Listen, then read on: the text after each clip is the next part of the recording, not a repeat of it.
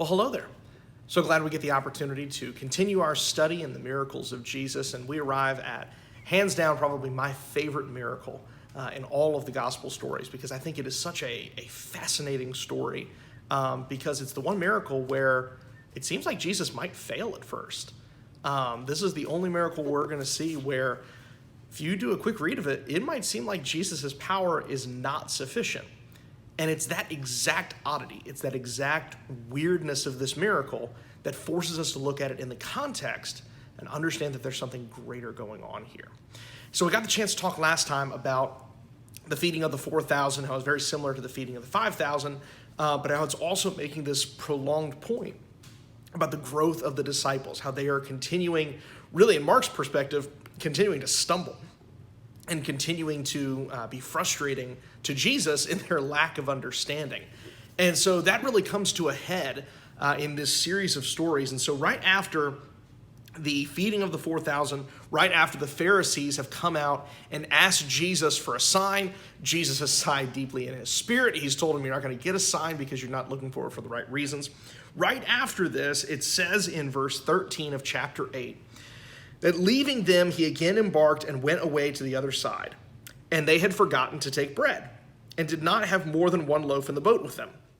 He was giving orders to them, saying, watch out, beware of the leaven of the Pharisees and the leaven of Herod. And they began to discuss with one another the fact that they had no bread. And Jesus, aware of this, said to them, why do you discuss the fact that you have no bread? Do you not yet see or understand? Do you have a hardened heart? Having eyes do you not see, and having ears do you not hear? Do you not remember when I broke the 5 loaves for the 5,000, how many baskets full of broken pieces you picked up? They said to him, 12. And when I broke the 7 for the 4,000, how many large baskets full of broken pieces did you pick up? And they said to him, 7. And he was saying to them, do you not yet understand?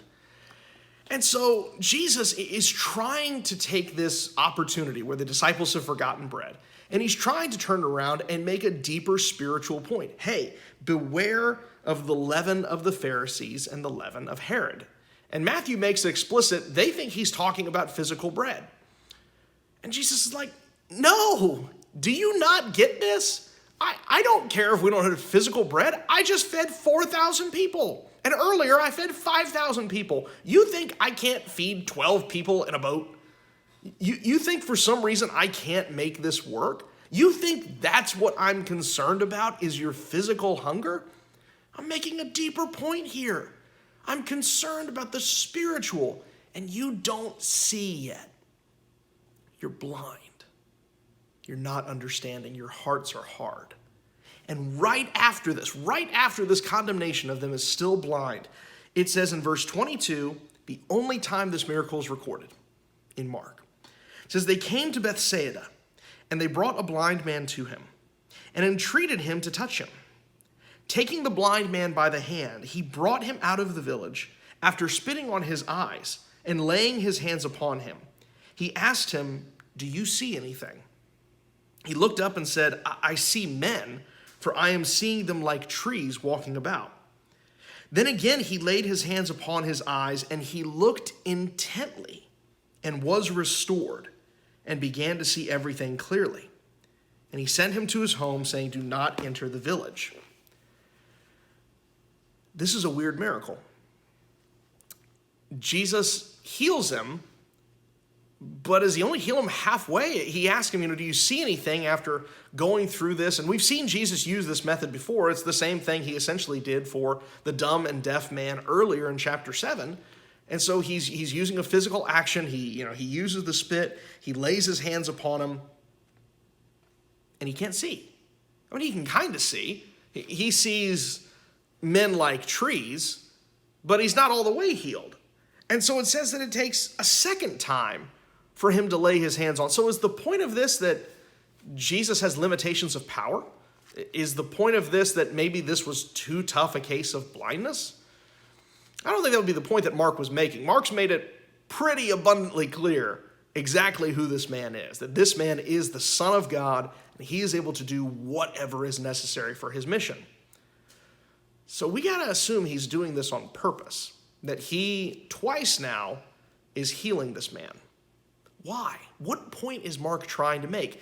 Notice a distinct verse, though.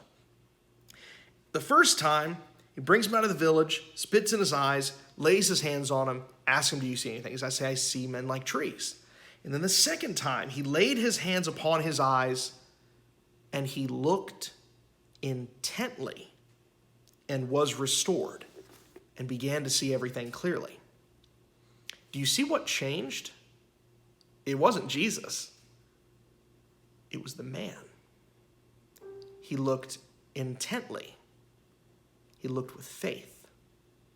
We know that the friends had faith because friends bring him to Jesus and they ask if he can be healed. And so those men have faith, but is it possible that this man did not have faith? He didn't really think Jesus could do this. And it was only on this second attempt where he truly believed, where he looked intently and he strained and he looked as hard as he could and he believed, that then he was fully restored. We've seen throughout the Gospels how faith is an essential part of this miracle, how faith is required for Jesus to heal them, not because of a limitation of Jesus' power, but because that's who Jesus restores, is the faithful. Now, notice what happens right after this. He says in verse 27 of Mark 8 that Jesus went out along with his disciples to the villages of Caesarea Philippi. And on the way, he questioned his disciples, saying to them, who do people say that I am? And they told him, saying, John the Baptist. Others say Elijah, but others one of the prophets. And he continued to question them, but who do you say that I am? Peter answered and said to him, thou art the Christ. And he warned them to tell no one about him. And he began to teach them that the Son of Man must suffer many things and be rejected by the elders and the chief priests and the scribes and be killed, and after 3 days rise again. And he was stating the matter plainly. Do you see what has happened? A man was blind and could not see. And at first he could see in part, but then he looked intently and he was able to see the clearer picture. Now, am I talking about the man who was healed, or are we talking about the disciples? The key is both. Mark is using this story to show us that the disciples had to grow in their faith. They had to start looking intently to see the fuller picture of what was going on. They could kind of see Jesus. They saw things shaped like trees. But it's only after this miracle and after being shown what it means to be seeing and to look intently that they begin to understand. Now, we know that what happens next shows they're not all the way there. They don't see 100% clearly yet. They still have room to grow, because right after this, he's stating the matter clearly, yet Peter takes him aside, begins to rebuke him, and Jesus has to rebuke him in turn and say, hey, get behind me. You don't understand. You are not setting your mind on God's interest, but man's. If you want to follow me, you have to deny self and take up the cross. Now, do you know what's fascinating about all of this? Is that the Gospel of Mark is written by Mark. And we're not really told exactly who he's getting this information from, because there's certainly no apostle named Mark, and we might expect an apostle to be linked to this. Matthew and John are written by apostles. Luke interviews everybody. We know he's closely connected to Paul, who is an apostle himself. But Mark takes a little bit of digging. And if we look into early first century sources, it becomes clear that Mark, through some knowledge that we gained from a man named Papias, discusses that Mark's gospel is based off of his relationship with Peter. And that Peter wrote all these things and discussed all these things, and Mark wrote them down, gathered them all together, and assembled this gospel based off of Peter's recollection and memoirs. Which means that Peter is telling us in the Gospel of Mark why he came to this conclusion. Because do you know where Peter is from originally? Now, we know he fishes in Capernaum. We know his business is there. But it's made clear for us in other Gospels that Peter is from the town of Bethsaida, the town where this man is healed from. And so it's this town in Peter's own backyard, a guy Peter probably knew. He's healed. And by his healing, Peter's eyes are opened, and he begins to see more clearly. Still with more room to go. still needing to grow and still needing to look all the more intently. But this is what begins to open Peter's eyes. Now, what happens next in chapter 9?